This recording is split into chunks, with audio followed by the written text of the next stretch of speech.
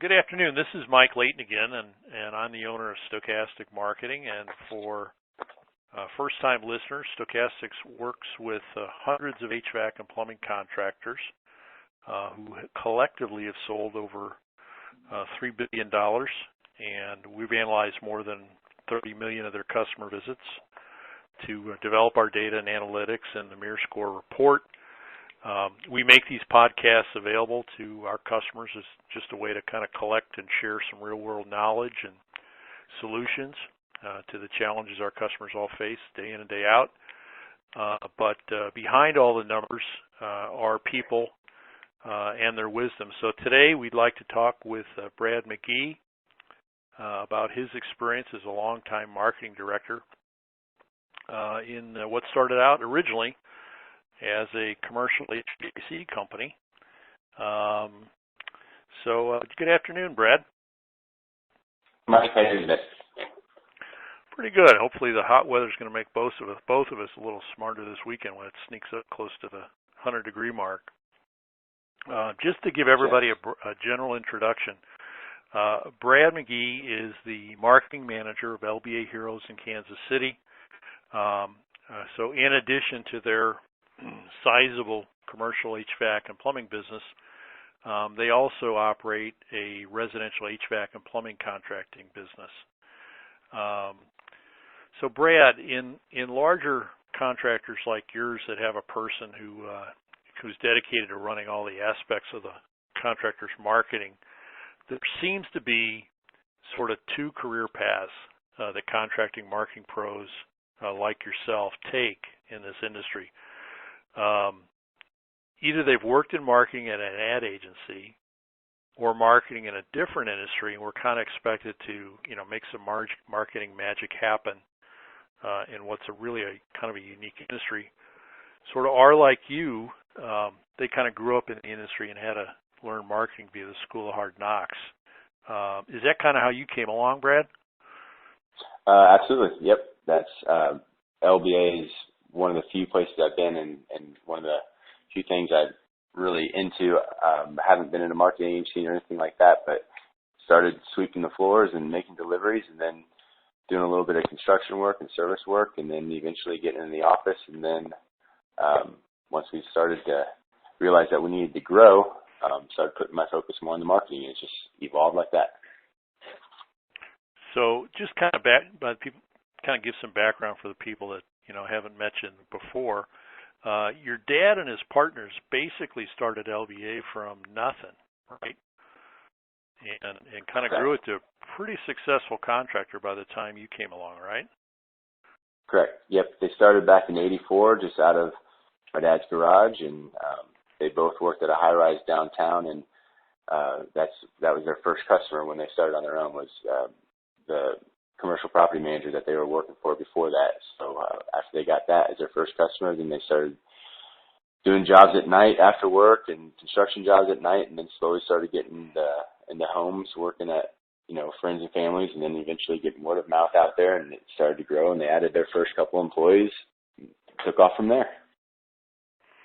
And I've met your dad, and like a whole lot of contractors that we work with, they'll tell you that they're really a technician at heart, Oh, yes. And even though they're really successful, they're often pretty modest. But you don't build a company your size without some natural ability to market themselves, right? Certainly Correct. better than their competitors, wouldn't you agree? Oh, yes. Now think back. You started off sweeping the floors like a lot of people do in family businesses. How long did it take you to kind of start taking over the marketing? How many years did you put in? Probably took about 5 years, actually. Just with working with my dad and his partner, just getting a little bit more involved. Everybody remembers getting involved or, working with the Yellow Pages. That's all it was for a number of years. So I got involved with dealing with the Yellow Page guys at first, and then we slowly started talking about billboards, and I'd just be involved in those conversations. And, everything back then, it was, people like the Yellow Pages and these other people outside of your industry are coming to you telling you what you should be doing. So you just kind of play along and you do that as they come to you. We didn't have any marketing strategies back then. So we let everyone else tell us what to do, and then we would slowly figure out what would work, what wouldn't work, and eventually finding out that, if you're not in this industry, you really don't know what works for our industry, to be honest. So we just started kind of taking it on our own. But, yeah, it probably took 5-6 years before I even started understanding, no, we need to avoid that, put all of our focus on these certain areas. So it wasn't like somebody that comes in from the outside who was working at an ad agency and kind of, applied for a job, and the owner kind of had us sit down and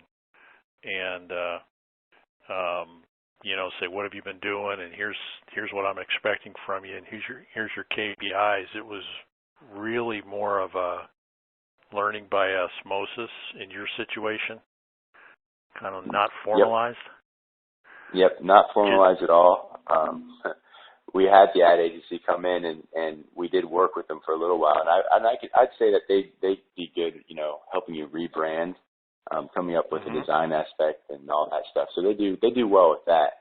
But the marketing part, it was all trial by error, gut feelings at first, and then now that we were growing even more, my role changed about a year ago, and we realized that all my efforts need to be focused on marketing if we were going to keep growing, because there's lots of analyzings with numbers and where your customers are coming from and everything, not just the typical marketing that the ad agencies try to come in and bring with you, because most marketing out there is for retail. We're not retail, we're service.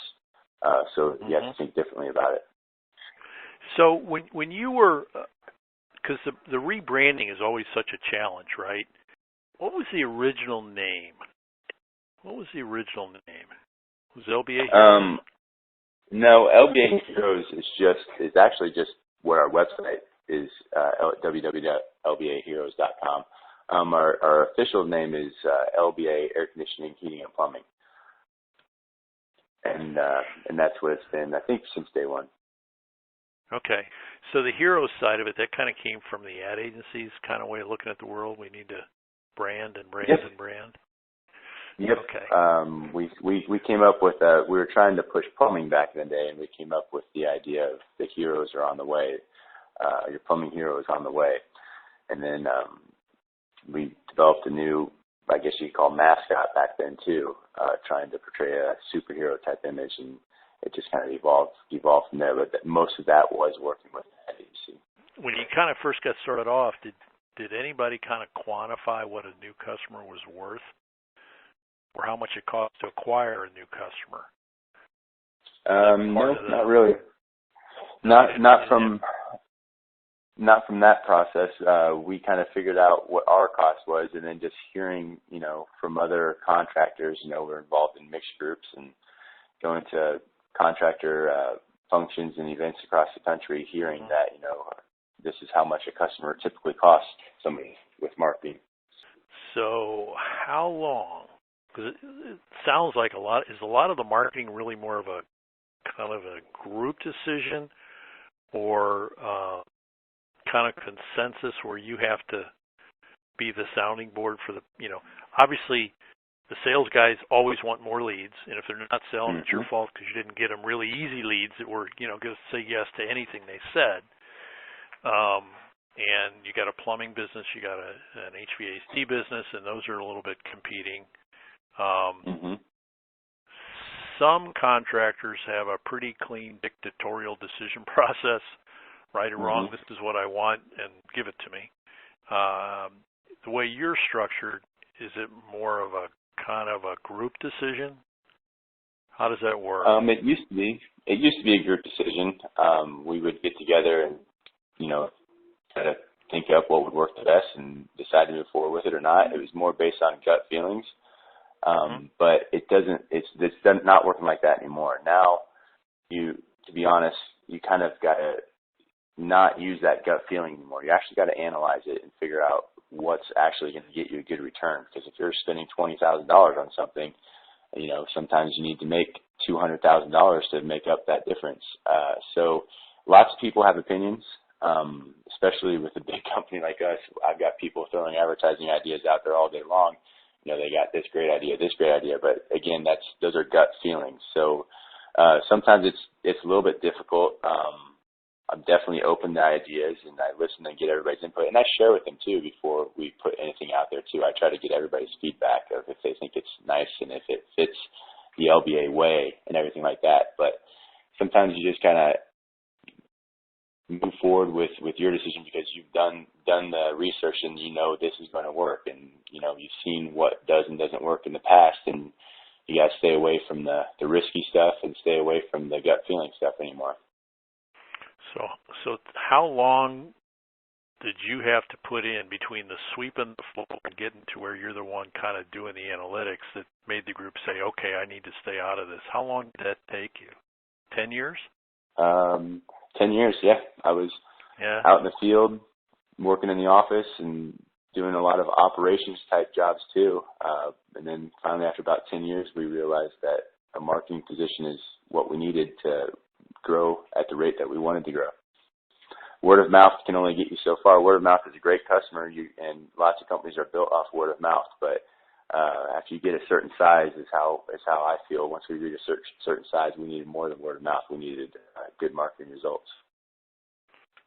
So, what advice would you give somebody that's coming into a marketing job from outside the HVAC or plumbing industry? I mean, what would you tell somebody who is, maybe if you'd run across someone who was a new marketing director and someone in your mixed group, and they'd been working, they'd had a low-level job at Anheuser-Busch, and they thought they really knew all about marketing. Well, where would you steer them so they don't struggle for a year or two trying to learn what you've learned over 10 years? Gotcha. Well, without crushing them too hard, you remind them that this is not retail, it's service. You have to be easily found and available when they need you. So it's not, like I said earlier, it's not about retail. It's not about selling, materials and stuff like that. So you first have to know how to be found. Your consumers need to know how to find you. So that's about half of it, because they're going to have the need. It's just when you never know when. Then you need to be top of mind too. So when they need you, if they don't easily find you, they have to remember you. Whether it's, because they've seen your advertising or your marketing. Be that, you have to focus your marketing to a smaller group too, because you may not have the budget to be on every radio station in town. So you choose who your target audience is, and you hit them several times instead of trying to hit the entire city. The ad agencies that come in here, impressions is everything to them. They want you in front of as many people as possible, but your budget just can't afford that. You can afford to have a smaller audience and get a smaller audience several times, and then they're going to call you when they need you. So what are the best sources of information on contractor marketing other than Stochastic that you'd recommend to a marketing director who's kind of just getting started or established or maybe just trying to get better? In some industries, that information is really easily available. For instance, in the catalog e-commerce guys, not only is there a lot of trade publications, but there are a whole lot of real detailed, real robust white papers. I mean, at your fingertips. It's like a college degree for giving them your email address. You can subscribe to this stuff. But HVAC, plumbing, it's a little harder. Where do you go to get information when you're trying to research stuff at 10 o'clock at night? It's all about really who you know, kind of.